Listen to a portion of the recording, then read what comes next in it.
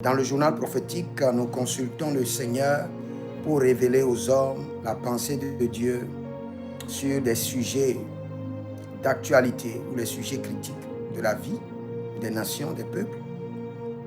Et nous consultons aussi le royaume du diable pour vous révéler les plans mystiques de l'ennemi.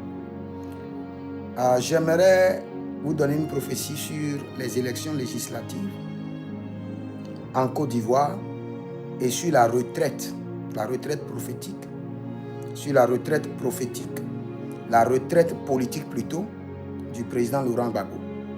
Écoutez-moi très bien. J'aimerais vous dire, si vous êtes en Côte d'Ivoire, surtout à mes fils qui sont en politique, que le président Laurent Gbagbo est un monument sacré. Personne ne dira le contraire. Même ses ennemis lui donneront toujours café. Lui donnera toujours café, chapeau. Mais j'aimerais vous dire que le président Laurent Gbagbo est déjà dans sa retraite politique. Je répète que le président Laurent Gbagbo est déjà rentré dans sa retraite politique. C'est vrai que son nom portera toujours la grâce, portera toujours l'honneur pour ceux qui sont dans la politique. Son nom servira toujours de chance. Son nom servira toujours de clé pour ouvrir certaines portes. Mais, bye bye, il est déjà dans sa retraite politique. Pour vous qui êtes dans la politique, respectez-le, honorez-le, mais commencez pas à chercher à voler de vos propres ailes. Je vous dis la vérité.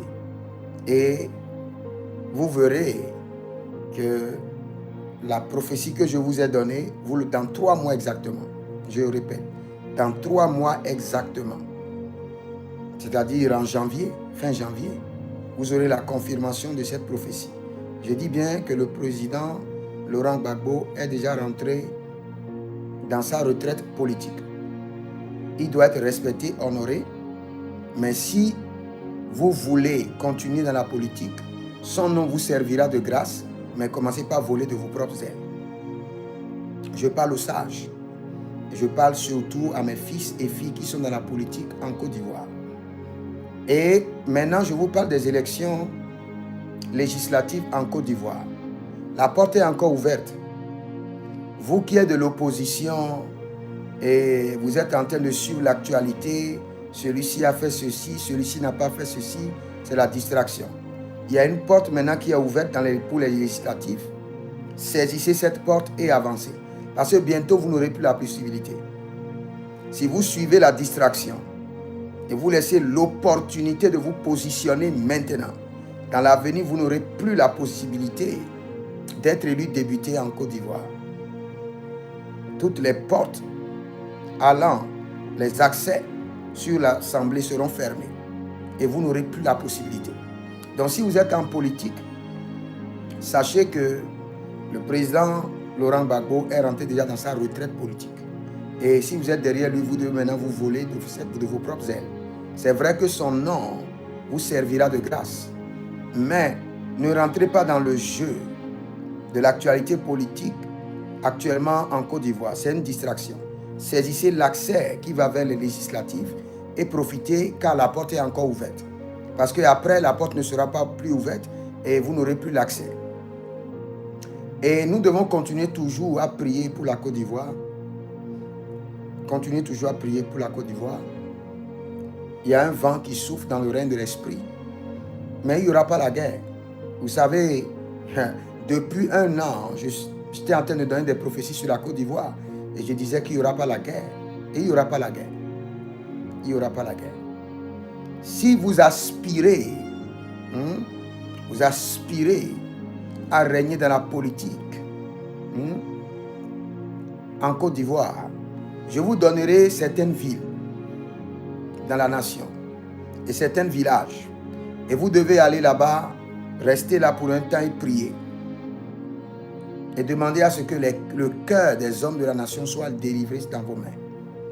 Parce qu'il y a des hommes qui ont fait des sacrifices et qui ont pris la nation. Et le Seigneur respecte les sacrifices. C'est ce que les enfants de Dieu ne comprennent pas. Le Seigneur a dit à l'Israël, son peuple, qui gagnera la guerre de Moab. Ils n'ont pas gagné. Le Seigneur est-il un menteur? Non. Mais le sacrifice que Moab a fait est à la hauteur du sacrifice de Dieu lui-même. Le roi de Moab a sacrifié son fils unique. Et c'est ce que Dieu lui-même a fait. Jusqu'à ce jour, le zénith de sacrifice que Dieu lui-même a fait, que nous reconnaissons, c'est en donnant son fils unique. Son fils.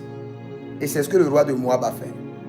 Donc, dans le règne politique de la Côte d'Ivoire, si vous êtes des enfants de Dieu, vous voulez régner, je vous donnerai des lieux stratégiques où vous devez prier, vous devez faire des libations. Vous devez reprendre le cœur de la nation. La Bible déclare que le Seigneur restaure le cœur des fils à leur père. C'est de la même manière que le Seigneur restaure le cœur du peuple à son roi. C'est pourquoi David a crié à l'Éternel. Il dit, un peuple inconnu mais soumis. Un peuple inconnu mais soumis. C'est une incantation. Pour qu'un peuple inconnu te soit soumis, il faut comprendre qu'il y a eu quelque chose qui est fait dans le règne de l'Esprit. Nous prions pour la Côte d'Ivoire, que la paix de l'Éternel règne et que ceux qui sont des enfants de Dieu dans la politique, qu'ils émergent, que la main de l'Éternel les soutienne, que le Seigneur les place sur l'épaule de la royauté, l'épaule de la gouvernance, au nom de Jésus-Christ de Nazareth. Que le Seigneur vous bénisse. Si vous êtes en ligne, Jeremiah Naoum, inscrivez-vous à l'école prophétique Les Aigles en Action, demandez une consultation prophétique. Nous sommes en fin d'année et l'année 2026 sera une année de richesse et de jugement, une année de grande richesse. Donc vous devez d'abord demander des consultations prophétiques pour savoir les domaines dans lesquels vous devez investir et vous verrez la gloire de Dieu. Que le Seigneur vous bénisse. Demeurez connectés. Shalom et à bientôt.